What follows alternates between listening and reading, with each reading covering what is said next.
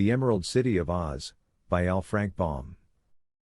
Chapter 19, How Bunnybury Welcomed the Strangers. Dorothy left Bunbury the same way she had entered it, and when they were in the forest again she said to Billina, "I never thought that things good to eat could be so disagreeable." "Often I've eaten things that tasted good but were disagreeable afterward," returned the yellow hen. "I think, Dorothy, if eatables are going to act badly, it's better before than after you eat them." "P'raps you're right," said the little girl, with a sigh. "But what shall we do now?" "Let us follow the path back to the signpost," suggested Billina. "That will be better than getting lost again." "Why, we're lost anyhow," declared Dorothy, "but I guess you're right about going back to that signpost, Billina."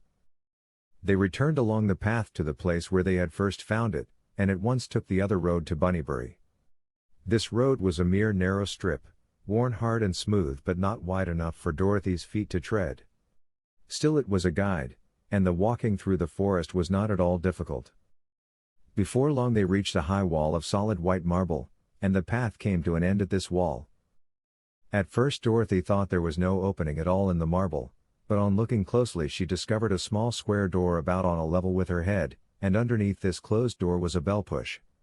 Near the bell push a sign was painted in neat letters upon the marble, and the sign read, "No admittance. Except on business." This did not discourage Dorothy, however, and she rang the bell. Pretty soon a bolt was cautiously withdrawn and the marble door swung slowly open. Then she saw it was not really a door, but a window, for several brass bars were placed across it, being set fast in the marble and so close together that the little girl's fingers might barely go between them. Back of the bars appeared the face of a white rabbit, a very sober and sedate face, with an eyeglass held in his left eye and attached to a cord in his buttonhole.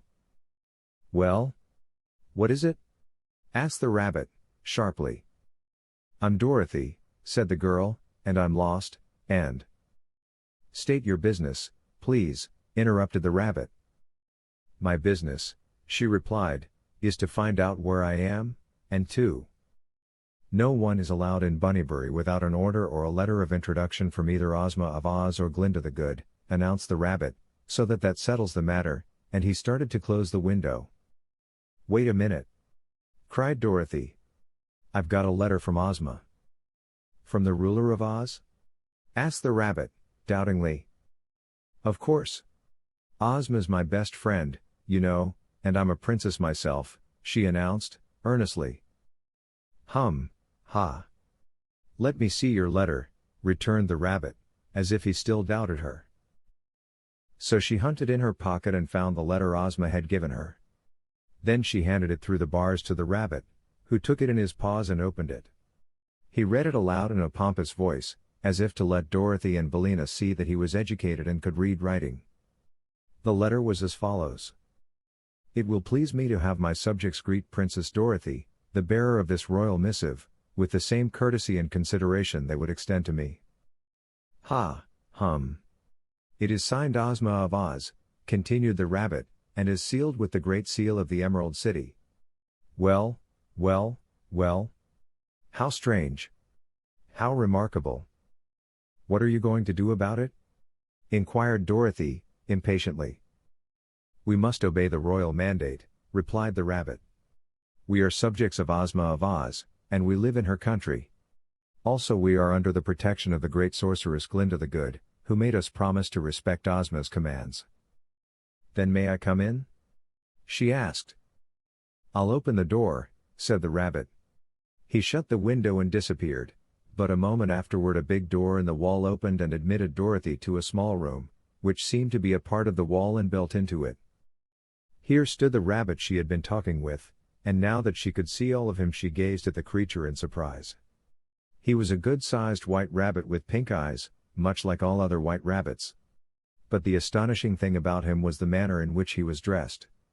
He wore a white satin jacket embroidered with gold, and having diamond buttons.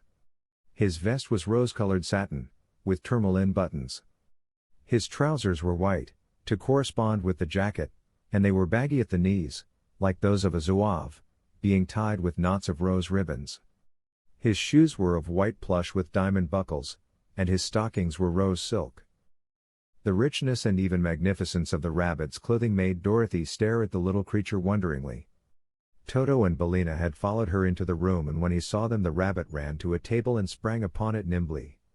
Then he looked at the three through his monocle and said, "These companions, Princess, cannot enter Bunnybury with you." "Why not?" asked Dorothy. "In the first place they would frighten our people, who dislike dogs above all things on earth, and, secondly, the letter of the royal Ozma does not mention them." "But they're my friends," persisted Dorothy, "and go wherever I go." "Not this time," said the rabbit, decidedly.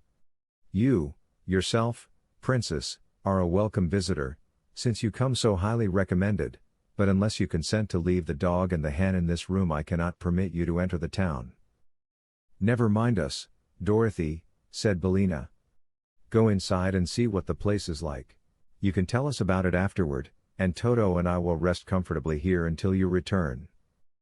This seemed the best thing to do, for Dorothy was curious to see how the rabbit people lived, and she was aware of the fact that her friends might frighten the timid little creatures. She had not forgotten how Toto and Billina had misbehaved in Bunbury, and perhaps the rabbit was wise to insist on their staying outside the town. "Very well," she said, "I'll go in alone.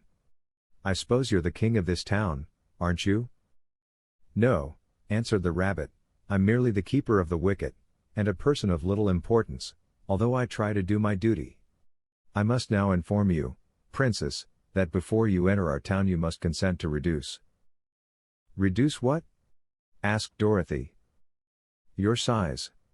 You must become the size of the rabbits, although you may retain your own form." "Wouldn't my clothes be too big for me?" she inquired.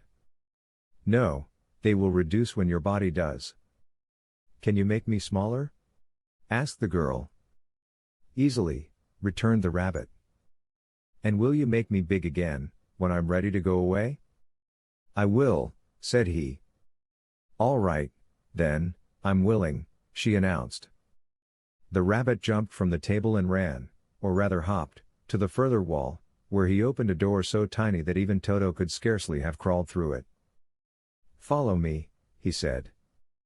Now, almost any other little girl would have declared that she could not get through so small a door, but Dorothy had already encountered so many fairy adventures that she believed nothing was impossible in the land of Oz. So she quietly walked toward the door, and at every step she grew smaller and smaller until, by the time the opening was reached, she could pass through it with ease. Indeed, as she stood beside the rabbit, who sat upon his hind legs and used his paws as hands, her head was just about as high as his own. Then the keeper of the wicket passed through and she followed, after which the door swung shut and locked itself with a sharp click. Dorothy now found herself in a city so strange and beautiful that she gave a gasp of surprise. The high marble wall extended all around the place and shut out all the rest of the world. And here were marble houses of curious forms, most of them resembling overturned kettles but with delicate slender spires and minarets running far up into the sky. The streets were paved with white marble and in front of each house was a lawn of rich green clover. Everything was as neat as wax, the green and white contrasting prettily together. But the rabbit people were, after all, the most amazing things Dorothy saw. The streets were full of them, and their costumes were so splendid that the rich dress of the keeper of the wicket was commonplace when compared with the others. Silks and satins of delicate hues seemed always used for material, and nearly every costume sparkled with exquisite gems. But the lady rabbits outshone the gentlemen rabbits in splendor, and the cut of their gowns was really wonderful.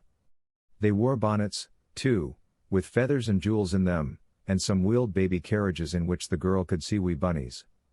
Some were lying asleep while others lay sucking their paws and looking around them with big pink eyes. As Dorothy was no bigger in size than the grown-up rabbits, she had a chance to observe them closely before they noticed her presence.